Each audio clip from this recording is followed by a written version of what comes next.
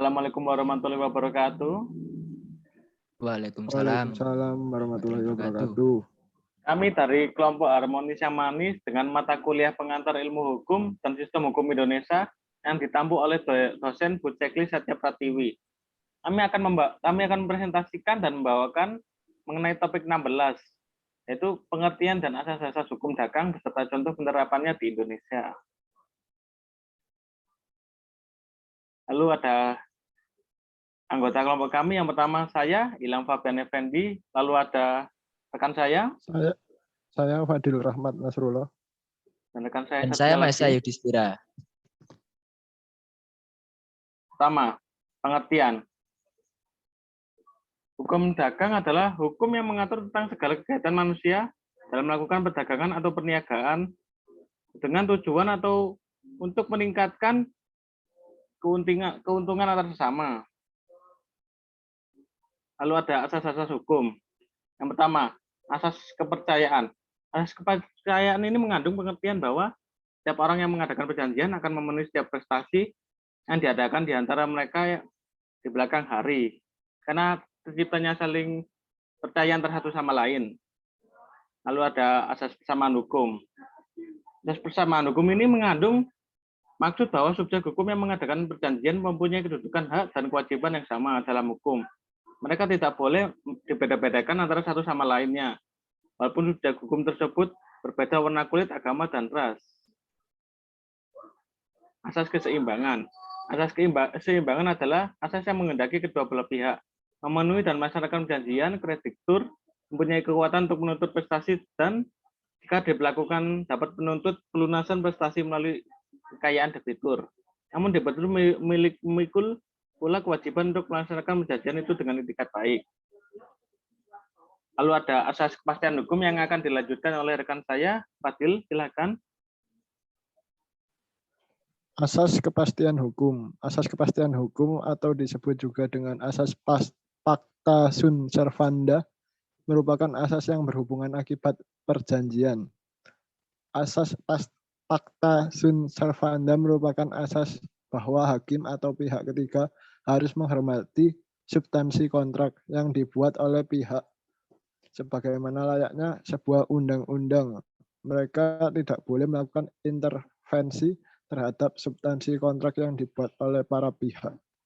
Selanjutnya,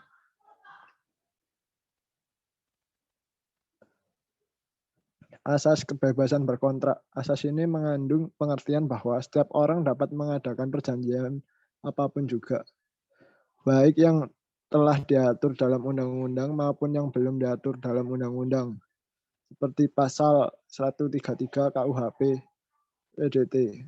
Asas kebebasan berkontrak dapat dianalisis dari ketentuan pasal 1338 ayat 1 KUHP yang berbunyi semua perjanjian yang dibuat secara sah berlaku sebagai undang-undang bagi mereka yang membuatnya. Selanjutnya,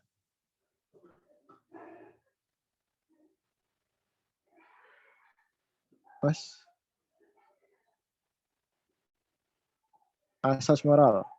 Asas moral ini terkait dalam perikatan wajar, yaitu suatu perbuatan sukarela dari seseorang tidak dapat menuntut hak baginya untuk menggugat prestasi dari pihak debitur. Hal ini terlihat dalam Zack warning, yaitu seorang melakukan perbuatan dengan sukarela atau moral. Next, asas perlindungan.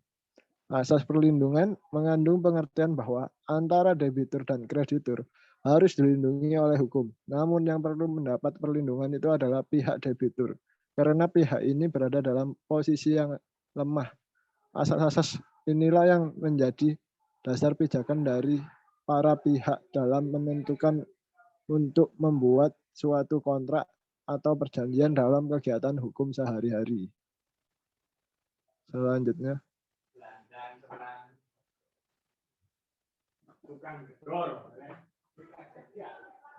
asas kepatutan.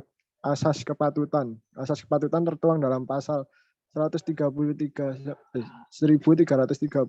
KUHP. Asas ini berkaitan dengan ketentuan mengenai isi perjanjian yang diharuskan oleh kepatutan berdasarkan sifat perjanjiannya. Next. Asas etikat baik atau good faith.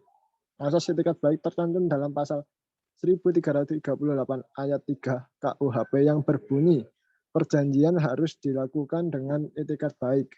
Asas ini merupakan asas bahwa para pihak, yaitu pihak kreditur dan debitur, harus melaksanakan substansi kontrak berdasarkan kepercayaan atau keyakinan yang teguh maupun kemauan baik dari para pihak.